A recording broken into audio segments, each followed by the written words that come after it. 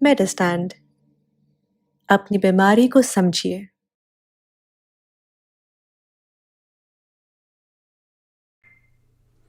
अस्सलाम वालेकुम ख़वातीन हज़रात, प्रोफेसर अज़ीज़ुर रहमान एक और वीडियो के साथ हाज़िर हूँ।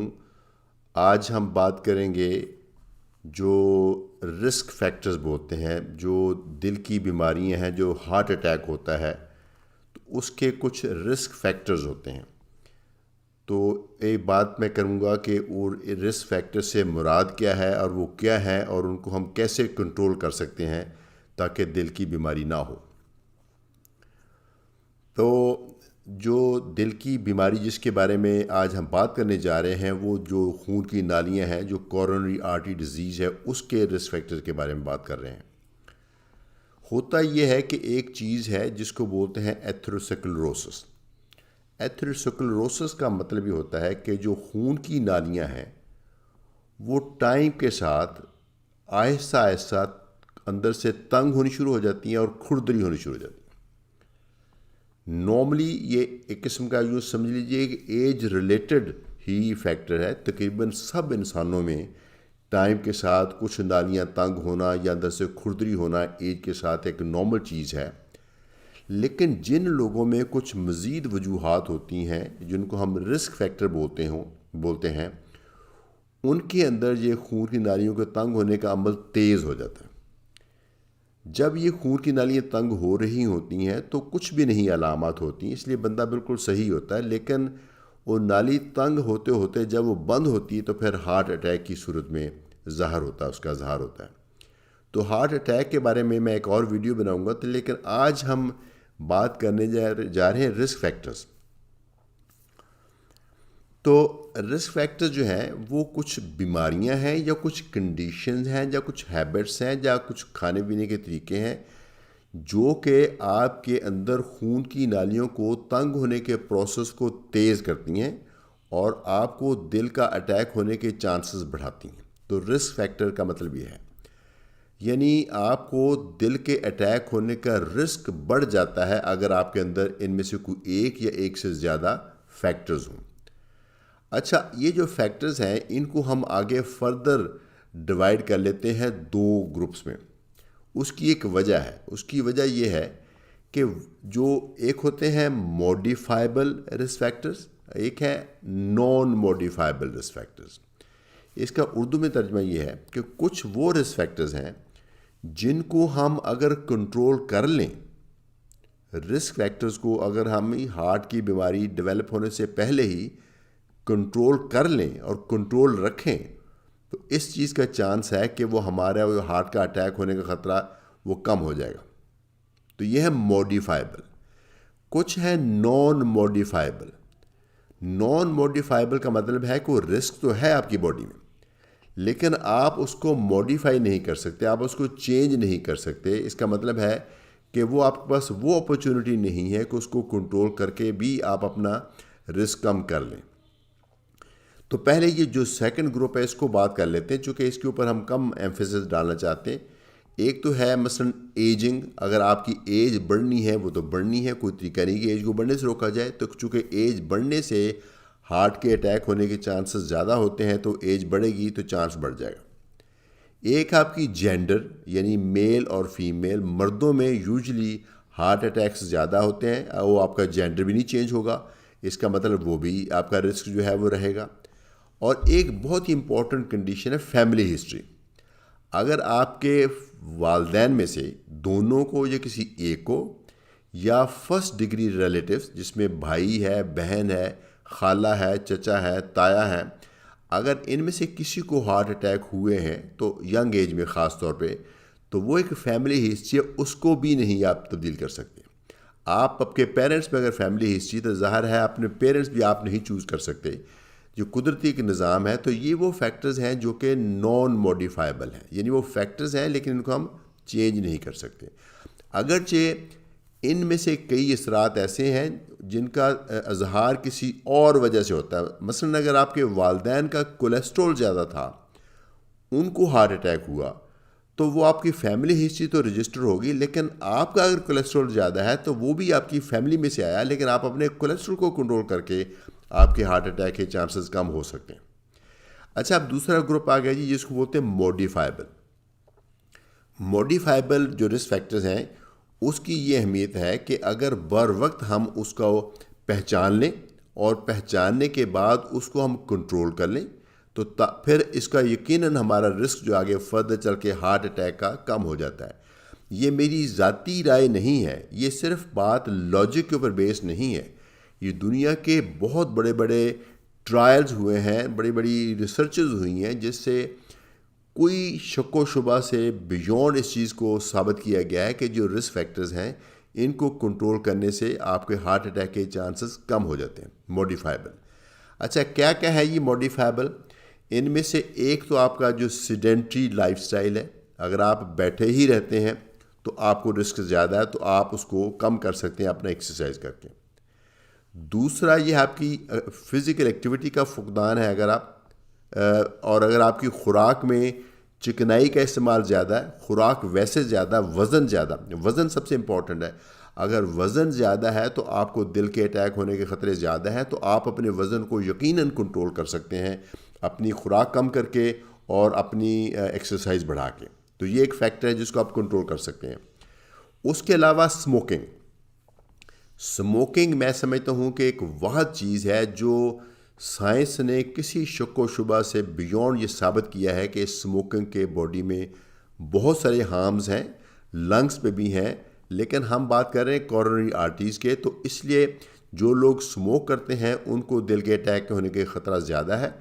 और उसमें ये बात याद रखिए, हर तरह की स्मोकिंग, वो सिगरेट है, ये हुक्का है, ये सिगार है, या पाइप है, उन तमाम तरह के जो स्मोकिंग की अफेक्ट आता है दिल की नालियों के ऊपर, और उसका अफेक्ट उतना आता है जितना आपका ओवरऑल स्मोकिंग एक्सपोजर है। यानी अगर आप 10 सिगरेट पीते हैं और 20 साल से पीते आ रहे हैं तो आपको रिस्क होगा उसका। अगर आप 20 साल से ही पीते आ रहे हैं लेकिन आप 20 सिगरेट पीते हैं तो आपको रिस्क उससे डबल है।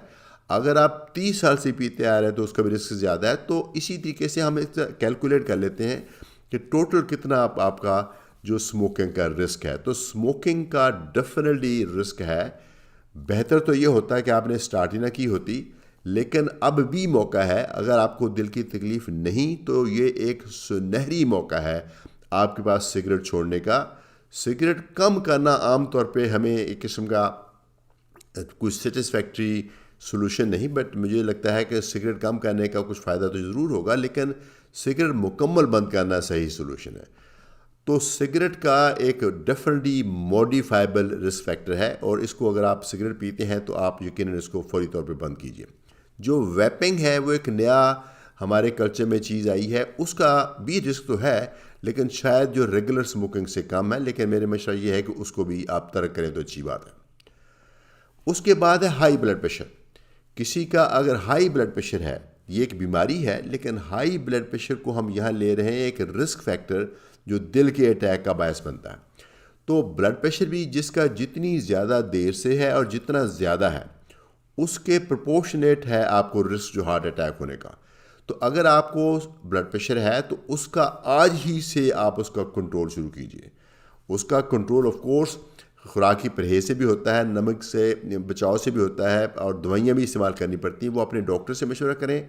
अगर आपका ब्लड प्रेशर ज़्यादा है, भले से आपको कोई सिम्टम नहीं, ब्लड प्रेशर को कंट्रोल करके कंट्रोल रखना भी ज़रूरी है ताकि आपके जो दिल के अटैक होने का ख़तरा टल जाए। तो ब्लड प्रेशर भी हो गया। उसके अलावा है जिसको बोलते हैं कोलेस्ट्रॉल, हाइपरलिपिडीमिया, कोलेस्ट्रॉल का ज़्यादा होना। एक्चुअली कोलेस्ट्रॉल की कई किस्में हैं। एक है कोलेस्ट्रॉल, टोटल कोलेस्ट्रॉल, एक होता है एलडीएल कोलेस्ट्रॉल। ये एलडीएल कोलेस्ट्रॉल और जो कोलेस्ट्रॉल है, टोटल कोलेस्ट्रॉल है, इनका ज़्यादा होना दिल के अटैक का बायस बनता है। और एक है एचडीएल कोलेस्ट्रॉल। एचडीएल का जो कम होना दिल के अटैक का बायस बन सकता है। सो आइडियली आपका जो टोटल कोलेस्ट्रॉल और एलडीएल कोलेस्ट्रॉल कम होना चाहिए और एचडीएल कोलेस्ट्रॉल ज़्यादा होना चाहिए। ये कोलेस्ट्रॉल के ऊपर मेरे ख्याल में आप ऑलरेडी मेरी एक वीडियो मौजूद है, अब इसको तफसील जानना चाहते हैं तो वो वीडियो को आप देख सकते हैं। सो कोलेस्ट्रॉल का ज़्यादा होना, एक कोलेस्ट्रॉल की ही किस्म ट्राईग्लिसराइड्स, अगरचे उसका रिस्क उतना ज़्यादा नहीं जितना कोलेस्ट्रॉल का है, लेकिन उसका भी रिस्क यकीनन है।